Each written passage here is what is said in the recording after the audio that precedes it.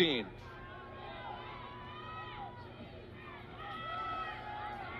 King steps up, uncorks one, and it's incomplete, but a flag is a roll through. 1 for 3 today on third down, Gardner Webb. Again, just 32% on the season. That's 103rd in the FCS out of 122 teams. King gives it to Gaither, and he's popped after a gain of 2. Tylan Hollis. Certainly something we did not see out of Gardner Webb last week was the ability to drive the football down the field. Harry Gaither on a first down play. And allow Gaither to have room. Hand off again for Gaither. He's met in the hole and driven backwards. You gotta wonder how much more Gardner Webb is going to do with that before they start running some play action. Some bootleg out the backside, catch this defense off balance. Steve Zayakowski and Trayson Fowler, the tackle for Charleston Southern. Loss of 1 on the play. You mentioned last week's game. What an anomaly that was for Gardner Webb. Jalen King is pressured here, just has to throw it away as a flag. And now there will be discussion about this potential penalty. I believe he was outside the pocket, but intentional grounding is in the mix. Let's take a look. This is Adams. And he may have gotten away with one there, Phil. I would agree. He was pretty well down the field at that point. Borders, Page, Ephraim Floyd, but that none of them had taken over and become the guy for this offense. Empty backfield for King. Pressure. He steps up. He spins out of it.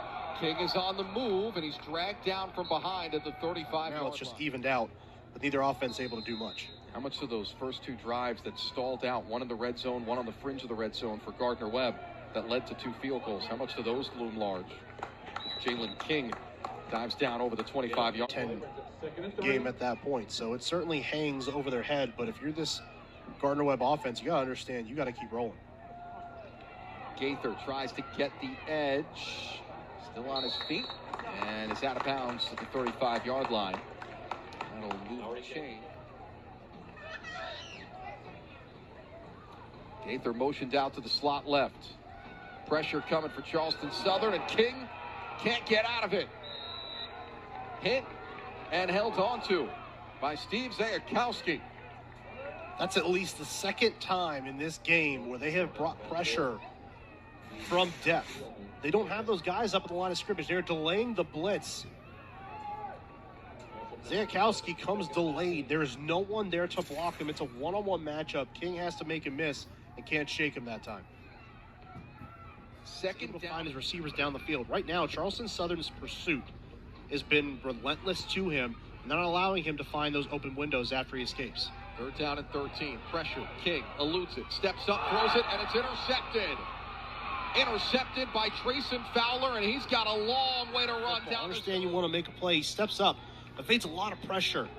As we talked about, these are the plays where he's done so well. You want to throw that football because you're putting it in harm's way. King in his time as the starting quarterback, and it has only been 5 games, he's thrown 2 pick sixes. He tends to throw those late to the sideline. He's going down the right side here, intended for Kareem Page. It's incomplete, but a flag flies. Defensive back never turned his head back to the football. That was Jamel Johnson. Pass interference, defense. Weeks ago against UT Martin on this very field where he came back to the football and drew a pass interference going the other way down the opposite sideline. The line is moving people right now. They are getting this line of scrimmage changed, and they are giving these backs and Jalen King room to run with on this drive. Saw the rushing yards break down, total yards. After that play, Gardner Webb now over 300 in the ball game. Starting to get back to what Gardner Webb does. High-powered offense. They're at 3:02 today. 1st and 10 at the 35 of Charleston Southern. They're just going to let the clock run. They're going to let it run out.